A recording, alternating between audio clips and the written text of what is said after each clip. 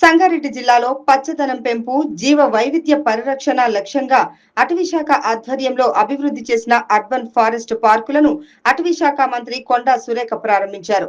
Bonthapalli reserve forest లో హరిత నిధి పథకం కింద 781 ఎకరాల్లో అమృతవనం పార్కును అభివృద్ధి చేయగా, మంబాపూర్ రిజర్వ్ ఫారెస్ట్ లో దాతృత్వ నిధులతో 1777 ఎకరాల్లో హరిత ద్వారం పార్కును ఏర్పాటు చేశారు. ఈ పార్కుల్లో వాకింగ్ ట్రాక్లు, సైక్లింగ్ ట్రాక్లు, నేచర్ ట్రైల్స్, పిల్లల ఆట స్థలాలు, ధ్యాన మండపాలు, గెజిబోలు, వాచ్ టవర్లు వంటి సౌకర్యాలు ఏర్పాటు చేశారు. హైదరాబాద్, సంగారెడ్డి పరిసర ప్రాంతాల్లో వేగంగా పెరుగుతున్న పట్టణీకరణ నేపథ్యంలో ఈ పార్కులు గ్రీన్ లంగ్స్ గా ఉపయోగపడనున్నాయని అధికారులు తెలిపారు. వాతావరణ మార్పుల ప్రభావాన్ని తగ్గించాలంటే అడవుల పరిరక్షణ, పచ్చదనం పెంపు చాలా అవసరమని, భవిష్యత్తు తరాలకు ఆరోగ్యకరమైన పర్యావరణాన్ని అందించేందుకు ప్రతి ఒక్కరూ మొక్కలు నాటి వాటిని సంరక్షించాలన్నారు. ప్రజలకు ప్రకృతి మధ్య ఆరోగ్యకరమైన వినోద వాతావరణాన్ని అందించడమే లక్ష్యంగా ఈ అర్బన్ ఫారెస్ట్ పార్కులను అభివృద్ధి చేసినట్లు అటవీశాఖ అధికారులు వెల్లడించారు. పార్క్స్ డెవలప్మెంట్ చేయడంలో మరి అదేవిధంగా పార్కులు అడవులను పెంపొందించడంలో ప్రభుత్వం ఒక ముఖ్య భూమిక పోషిస్తూ ఉంది.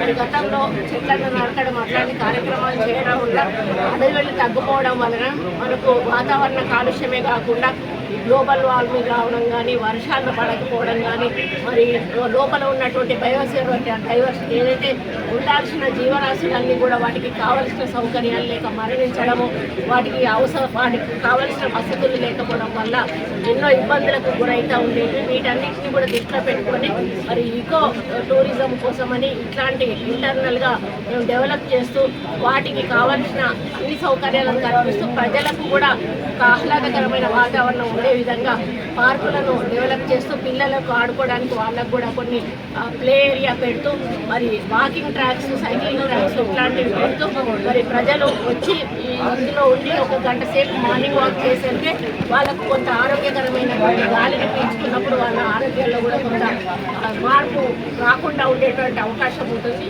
బ్యాలెన్సింగ్ ఉంటుంది. కాబట్టి వీటన్నిటిని దృష్టిలో పెట్టుకొని మేము ఒక్కొక్క దాన్ని కూడా ఈ విధంగా అభివృద్ధి పోతూ హరిత నిధి ద్వారా వచ్చేటువంటి ప్రతి ఫండ్ను కూడా మరి ఈరోజు వన మహోత్సవం కార్యక్రమంలో పెడుతూ మరి వృక్ష సంపదను పెంచుతూ అడవి యొక్క ఏరియాలో ఎక్కడైతే డిఫారెస్టేషన్ ఉందో అక్కడ కూడా మేము ఎక్కువ విత్తనాలు వేసి మరి చెట్లు పెట్టి అదేవిధంగా అక్కడ వాటిని కాపాడుతూ వాటిని కూడా సంరక్షిస్తూ మరి అడవులను కూడా మరి దట్టమైన అడవులుగా మార్చినప్పుడు లోపల ఉన్నటువంటి వన్యప్రాణులు అన్నీ కూడా మరి వాటికి ప్రశాంత జీవితం ఉంటుంది. ఈ విధంగా ఉండాలనే ఉద్దేశంతో మేము కొన్ని కార్యక్రమాలు ప్రణాళికలు తీసుకొని వాటిని ఇంప్లిమెంట్ చేస్తూ పోతున్నాము. దాంట్లో భాగంగానే ఈరోజు ఈ కార్యక్రమాన్ని కూడా నారాయణగేడు, జహీరాబాద్లో కూడా ఒక నెల లోపల ఇటువంటి పార్క్స్ కూడా ఏర్పాటు చేయబోతున్నాము. అన్నీ కూడా శాంక్షన్స్ ఇచ్చి ఉన్నాము. అదేవిధంగా పర్యాటకులు రేపటి నుంచి ఇందులోకి వచ్చే అవకాశం ఉంది. కాబట్టి పర్యాటకులు రావాలి, మీరు మంచి గాలి పీల్చుకోవాలి, ఆరోగ్యవంతంగా ఉండాలి. మీ పిల్లలతో వస్తే కూడా పిల్లలు కూడా ఇక్కడ ఎంజాయ్ చేసే విధంగా ఏర్పాటు చేయడం జరిగింది. త్వరలో ఒక చిన్న క్యాంటీన్ అట్లాంటిది కూడా మేము పెట్టిస్తాము. ఎందుకంటే వచ్చినప్పుడు వాళ్ళకి ఏమన్నా ఈ తినుబండారాలు అట్లాంటివి కూడా ఉండాల్సిన అవసరం ఉన్నాయి. కాబట్టి అన్నీ ఆలోచించి ఈ నిర్ణయం తీసుకొని దాని దగ్గర